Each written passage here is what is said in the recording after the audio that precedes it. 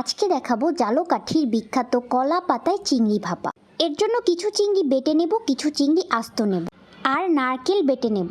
তারপর কলা পাতায় হলুদ গুঁড়ো, মরিচ গুঁড়ো, লবণ, সামান্য পেঁয়াজ বাটা, আদা বাটা, রসুন বাটা, দারচিনি ও জিরা বাটা, নারকেল বাটা ও চিংড়ি বাটা এবং আস্ত চিংড়িগুলো একসাথে রেখে ভালো করে মাখিয়ে নেব।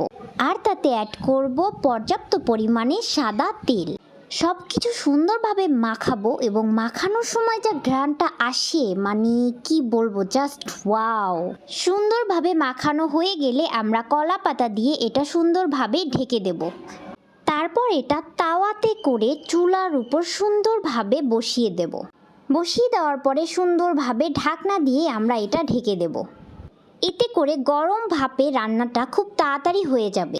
তারপর আমরা চেক করে দেখলাম যে চিংড়ি ভাপা নিচের সাইডটা হয়েছে কিনা। হ্যাঁ, নিচের সাইডটা হয়ে গেছে। এখন আমরা অপর সাইডটা দিয়ে দিলাম এবং সুন্দরভাবে ঢাকনা দিয়ে ঢেকে দিলাম যাতে অপর সাইডটাও সুন্দরভাবে রান্না হয়ে যায়। এভাবে কিছুক্ষণ রান্না করার পরেই রেডি হয়ে যাবে আমাদের মজাদার চিংড়ি ভাপা। গরম গরম ভাতের সাথে এই মজাদার চিংড়ি ভাপা খাওয়ার মজাই আলাদা।